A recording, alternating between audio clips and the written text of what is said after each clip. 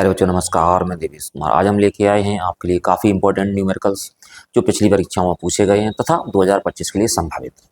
काफ़ी इंपॉर्टेंट हैं, इसलिए आप वीडियो में अंत तक बने रहिए। देखते हैं आपका पहला न्यूमेरिकल क्या कहता है। देखिए, पहला क्वेश्चन कह रहा है कांच के एक पतले प्रिज्म को जल में डुबो दिया जाए तो सिद्ध कीजिए कि प्रिज्म द्वारा उत्पन्न न्यूनतम विचलन वायु के सापेक्ष 1/4 रह जाएगा। ANG मतलब वायु के सापेक्ष कांच का अपवर्तनांक 3/2 है और ANW है हमारे पास वायु के सापेक्ष जल का अपवर्तनांक 4/3। तो कहता है कि न्यूनतम विचलन वायु के सापेक्ष कितना रह जाएगा, 1/4 रह जाएगा। पहले हम क्या करेंगे, पहले वायु में विचलन निकाल लेंगे, फिर हम क्या करेंगे, जल में विचलन निकाल लेंगे और फिर हम देख लेंगे दोनों में अनुपात कितना आ रहा है। तो सबसे पहले ANG दे रखा है, ANW दे रखा है। अगर प्रिज्म को जब जल में डुबोया जाएगा तो प्रिज्म के पदार्थ का जो अपवर्तनांक है वो किसके सापेक्ष निकाला जाएगा, जल के सापेक्ष निकाला जाएगा। मतलब WNG निकाला जाएगा। क्या निकाला जाएगा, WNG। तो इधर देखिएगा,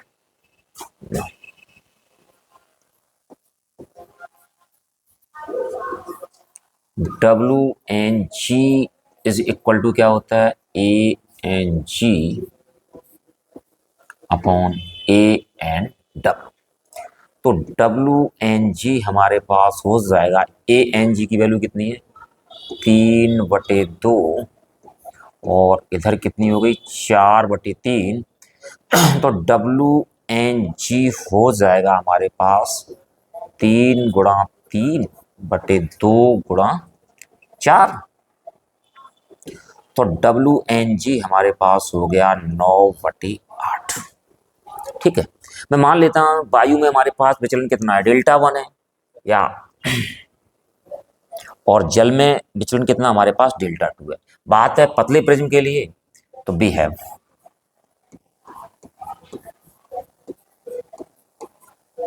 delta is equal to n-1 into A, जहां पे A हमारे पास क्या है, A हमारे पास है यहाँ पे प्रिज्म कोण। तो वायु के लिए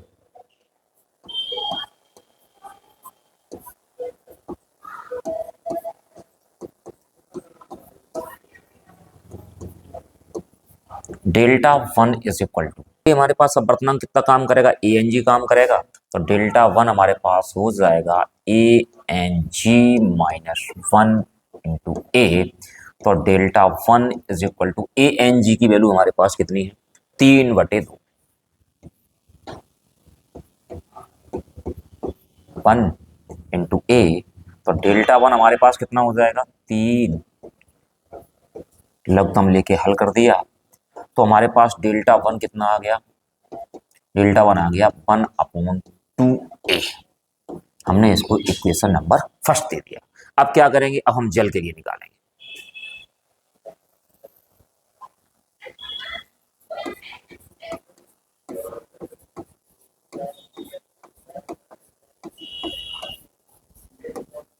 जल के लिए Δ2 इज इक्वल टू हमारे पास अपवर्तनांक कितना काम करेगा, यहाँ पे अपवर्तनांक काम करेगा आपका WNG। क्या काम करेगा, WNG। तो हमारे पास क्या रहेगा, WNG-1 इंटू A। तो Δ2 इज इक्वल टू WNG हमारे पास कितना है, 9/8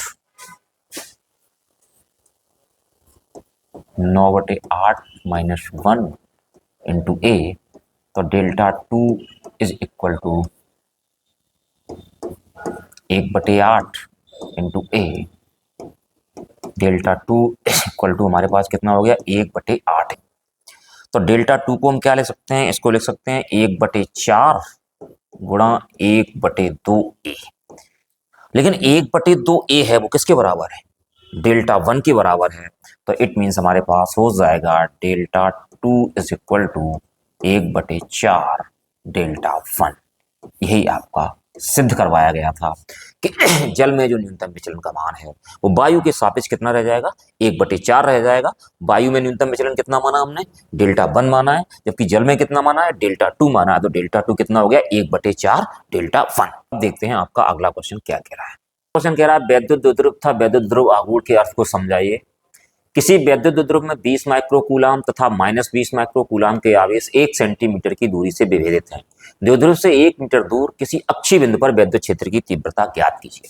सबसे पहले आप समझिए, वैद्युत द्विध्रुव आपको बताया जा चुका है। वैद्युत द्विध्रुव में क्या होता है कि एक ऐसा निकाय जिसमें दो बराबर परंतु विपरीत आवेश एक दूसरे से अल्प दूरी पर स्थित होते हैं, क्या कहलाता है? वैद्युत द्विध्रुव कहलाता है।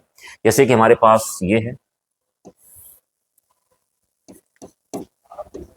इनके बीच की दूरी हमारे पास कितनी है? इनके बीच की दूरी 2L है।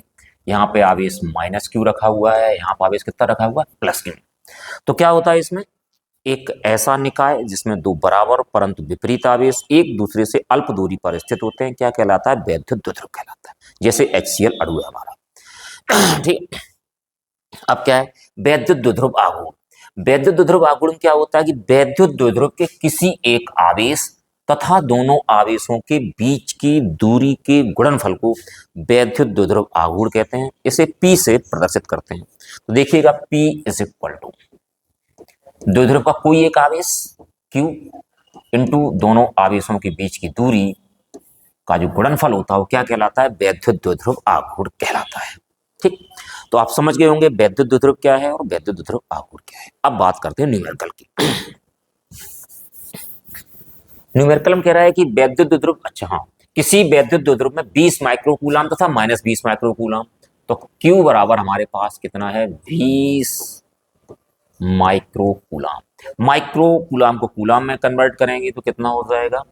20 गुणा 10⁻⁻⁶। 1 सेंटीमीटर की दूरी पर विभेदित है, मतलब दोनों आवेशों के बीच की दूरी कितनी है? 1 सेंटीमीटर है। और दोनों आवेशों के बीच की दूरी हमने क्या माना है? 2L माना है। तो 2L हमारे पास कितना है? 1 सेंटीमीटर। और 1 सेंटीमीटर का मतलब हो जाएगा 1 × 10⁻⁻² मीटर। द्विध्रुव से 1 मीटर की दूरी पर R, 1 मीटर की दूरी पर,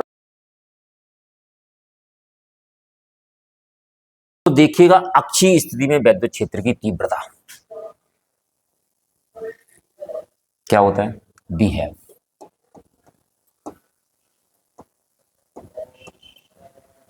E इज इक्वल टू हमारे पास होता है 1/4πε0 × 2p/RQ।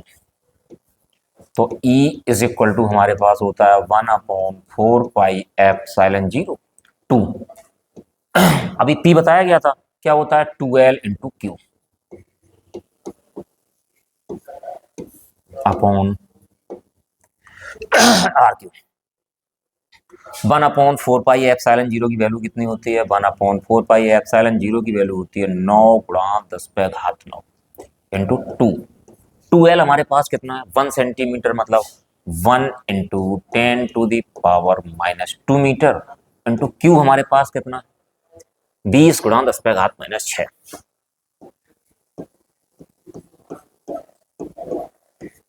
बटे RQ। RQ का मतलब 1 का क्यूब। सॉल्व करते हैं इसको। तो E is equal to 9 × 10⁻⁹ into 2 गुणा कितना हो जाएगा? 20 × 10⁻⁻60। 20 × 10⁻⁻8 और बटे हमारे पास कितना रहेगा? 1 रहेगा। तो हमारे पास E इज इक्वल टू कितना हो जाएगा? 9 दूनी 18 गुणा 20 गुणा 10⁻1। तो E इज इक्वल टू 18 दूनी कितने होते हैं? 36, 360 गुणा 10। तो ये हो जाएगा E इज इक्वल टू 0.2 अंक इधर किसका देते हैं? 3.6 × 10⁻³ न्यूटन प्रति कूलम। तो ये रही वैद्युत क्षेत्र की तीव्रता। चलो अब देखते हैं आपका अगला क्वेश्चन क्या कह रहा है। क्वेश्चन कह रहा है कि 2 वोल्ट विद्युत वाहक बल की सेल 3.9 ओम के बाह्य प्रतिरोध से जुड़ी हुई है। परिपथ में प्रवाहित धारा 0.5 एम्पियर, सेल का आंतरिक प्रतिरोध क्या होगा? क्या क्या दे रखा है? सेल का विद्युत वाहक बल दे रखा है। विद्युत वाहक बल किससे लिखते हैं? E से लिखते हैं। तो E इज इक्वल टू हमारे पास कितना है?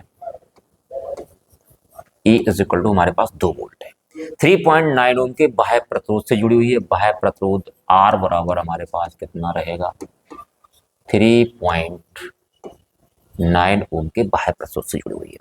परिपथ में प्रवाहित धारा हमारे पास 0.5 एम्पियर है, तो I इज इक्वल टू हमारे पास कितना है, 0.5 एम्पियर। तो कहता है सेल के आंतरिक प्रतिरोध की गणना कीजिए। हमारे पास फॉर्मूला क्या होता है, we have E is equal to क्या होता है, E इज इक्वल टू हमारे पास होता है V प्लस आई आर। लेकिन V बराबर क्या होता है, but V is equal to हमारे पास होता है आई आर। तो E इज इक्वल टू हमारे पास हो जाएगा I R plus I R. तो E इज इक्वल टू, इसमें हम क्या करते हैं बेटा, इसमें से हम I कॉमन ले लेते हैं, हमारे पास क्या बचेगा, R प्लस R बचेगा। अब हम इसमें वैल्यू रख देते हैं, तो I की वो E की वैल्यू कितनी हमारे पास है, E की वैल्यू है 2 वोल्ट, I की वैल्यू कितनी है 0.5 एम्पियर, कितनी है 0.5 एम्पियर। कैपिटल R हमारे पास कितना है 3.9 ओम प्लस R। इस 0.5 को इस तरफ ले आते हैं, तो हमने यूं लिख दिया 2/0.5 बराबर 3.9 प्लस R, पॉइंट काट दिया, जीरो बढ़ गया, कितना हो गया यहाँ पे 4 हो गया। 4 is equal to R plus 3.9। तो हमने इसको यूं लिखा, R plus 3.9 is equal to 4, R is equal to 4 minus 3.9। तो R इज इक्वल टू हमारे पास हो गया 0.1। ये रहा इस सेल का आंतरिक प्रतिरोध। चलो अब देखते हैं आपका अगला क्वेश्चन क्या कह रहा है। आपका क्वेश्चन कह रहा है किसी चालक की लंबाई 3 मीटर है तथा इसमें मुक्त इलेक्ट्रॉनों का घनत्व 8.5 इंटू 10⁻28 प्रति मीटर क्यूब है, मतलब एकांक आयतन में इलेक्ट्रॉनों की संख्या है। तार के एक सिरे से दूसरे सिरे तक अपवाह करने में इलेक्ट्रॉन कितना समय लेगा, जबकि तार के अनुप्रस्थ काट का क्षेत्रफल 2 इंटू 10⁻⁻6 मीटर स्क्वायर तथा इसमें प्रवाहित धारा 3 एम्पियर है। चलो लिखते हैं इसको, क्या क्या दे रखा है। तार की लंबाई दे रखी है 3 मीटर, लंबाई कैसे लिखते हैं, L से लंबाई, L बराबर हमारे पास कितना है 3 मीटर। मुक्त इलेक्ट्रॉनों का घनत्व मतलब एकांक आयतन में इलेक्ट्रॉनों की संख्या, N is equal to 8.5 into 10⁻28 प्रति मीटर के। तार के एक सिरे से दूसरे सिरे तक अपवाह करने में इलेक्ट्रॉन कितना समय लेगा। तार के अनुप्रस्थ काट का क्षेत्रफल A बराबर 2 इंटू 10⁻⁻6 मीटर स्क्वायर और प्रवाहित धारा I इज इक्वल टू हमारे पास है 3 एम्पियर। तो सबसे पहले हम क्या करेंगे, इलेक्ट्रॉनों का अपवाह वेग निकालेंगे। अपवाह वेग का मतलब अनुगमन वेग निकालेंगे। वी हैव आई बराबर क्या होता है, आई बराबर एन ए वी डी होता है। फिर समय बराबर क्या होता है, समय बराबर होता है दूरी बटे 4। इधर देखिए, वी हैव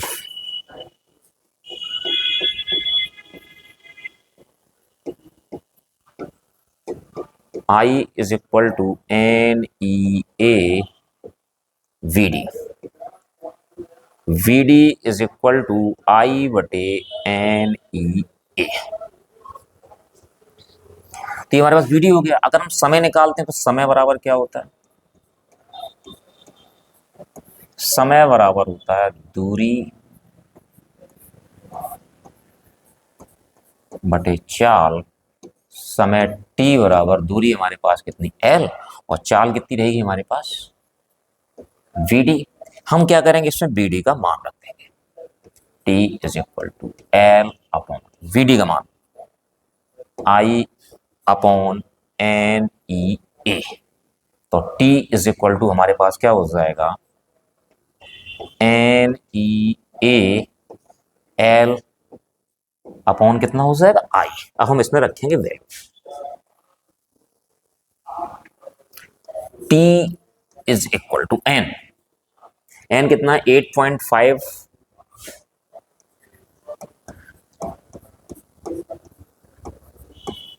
10⁻28 ई। इलेक्ट्रॉन का चार्ज होता है कितना होता है 1.6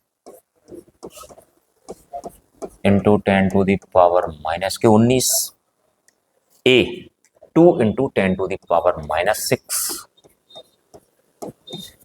एल 3 मीटर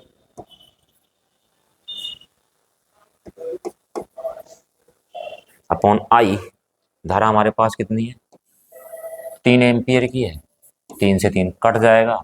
सबसे पहले हम घातें सेपरेट कर देते हैं, तो हमारे पास 8.5 इंटू 1.6 इंटू 2, इधर हमारे पास क्या बचेगा 10⁻28 और 10⁻⁻19 और -6, 10⁻, कितने हो गए -25 हो गए।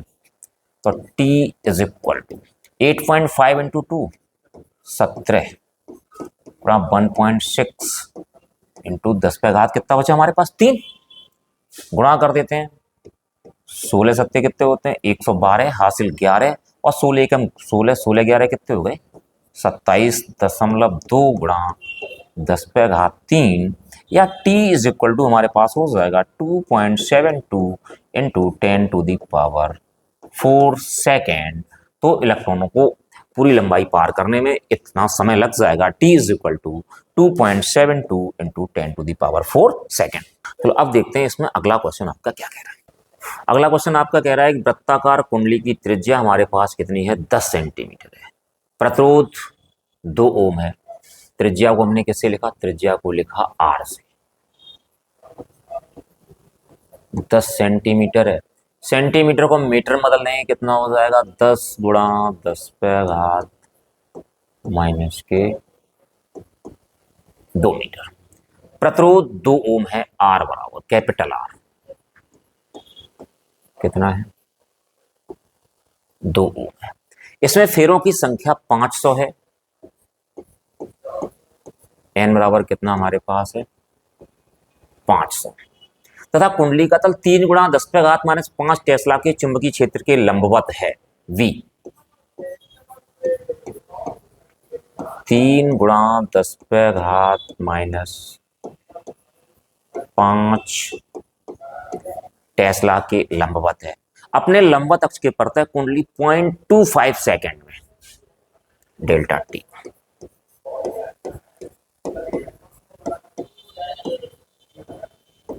0.25 सेकेंड में 180 अंश घूम जाती है कुंडली में प्रेरित विभव और धारा ज्ञात कीजिए।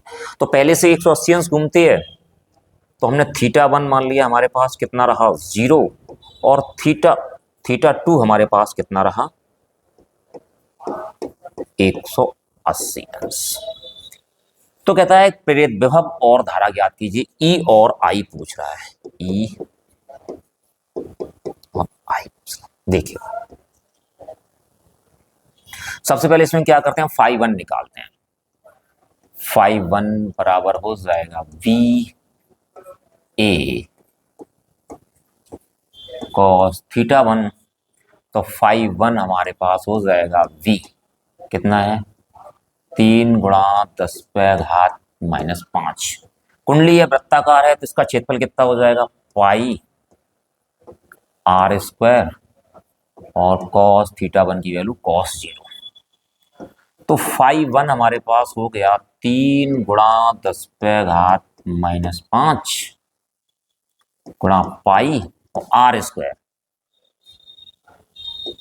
10 गुणा 10⁻⁻2 का होल स्क्वायर इंटू 1।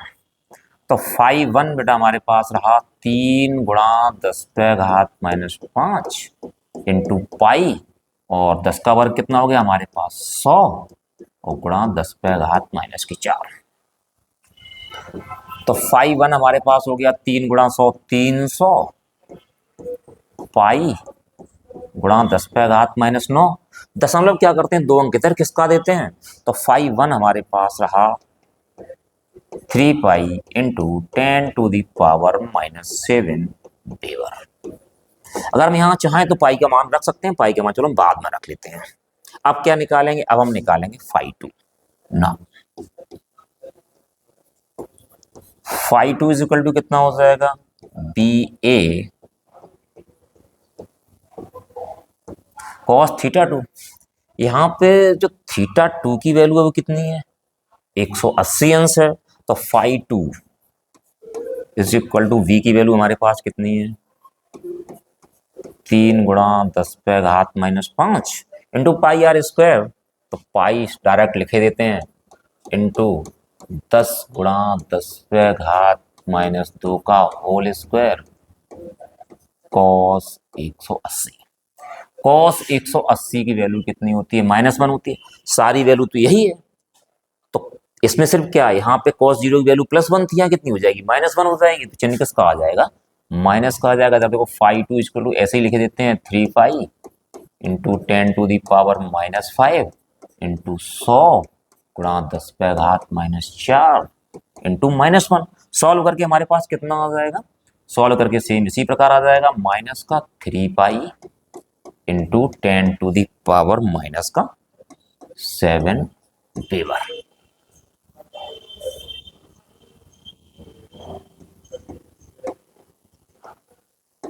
वेबर। अब हम निकालेंगे delta phi. Delta phi is equal to हमारे पास क्या रहेगा, phi two minus phi one रहेगा, माइनस का 3 पाई इंटू 10⁻⁻⁷ और माइनस 3 पाई इंटू 10 कितना रहेगा, -7 रहे। 3 पाई इंटू 10⁻⁻⁷ कितना हो गया हमारे पास, ये डेल्टा फाई निकल के आ गया हमारे पास, माइनस का 6 पाई इंटू 10⁻⁻⁷ वेबर। अब वो कह रहा है क्या चाहिए, कुंडली में प्रेरित विभव चाहिए। विद्युत वाहक बल के लिए वी है E इज इक्वल टू क्या होता है, माइनस का n delta phi upon delta T. तो इधर देखिएगा n की वैल्यू हमारे पास कितनी है, 500 है, और डेल्टा टी की वैल्यू कितनी है, 0.5।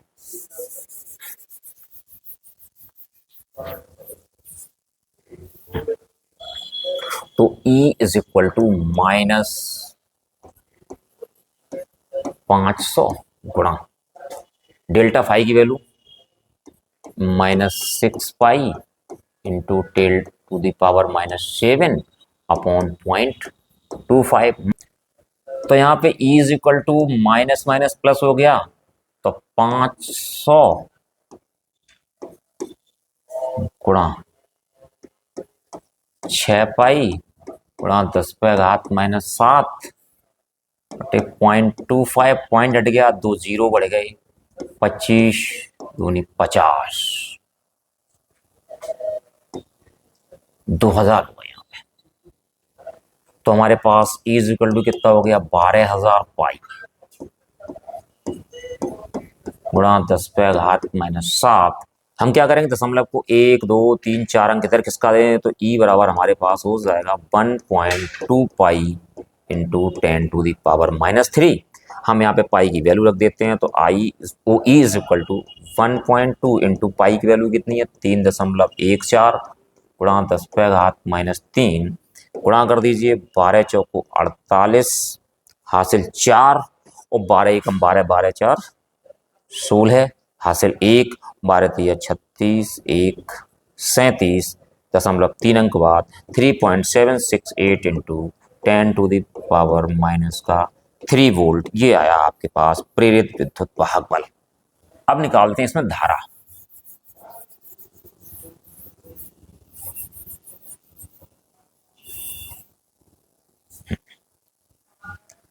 धारा I इज इक्वल टू हमारे पास E अपॉन R रहेगा। I E की वैल्यू कितनी है हमारे पास, 3.768 इंटू 10⁻⁻3 अपॉन R कितना है, 2 ओम है, 2 से काट दीजिएगा, 2 एकम 2, 2 अट्ठे 16, 2 अट्ठे 16, 2 चौको 8। तो I इज इक्वल टू हो जाएगा 1.884 इंटू 10⁻⁻3 एम्पियर। ये रही आपके पास धारा, कुंडली में प्रवाहित धारा कितनी रही 1.884 इंटू 10⁻³ एम्पियर। आज के वीडियो में इतना ही, फिर आपको मिलते हैं एक नई वीडियो में कुछ नए क्वेश्चंस के साथ। उम्मीद है कि आप लोगों को ये क्वेश्चन समझ में आ गए होंगे। यदि क्वेश्चंस आपकी समझ में आ गए हों तो आप चैनल को सब्सक्राइब कर दें, वीडियो को लाइक कर दें, साथियों के साथ शेयर कर दें। धन्यवाद।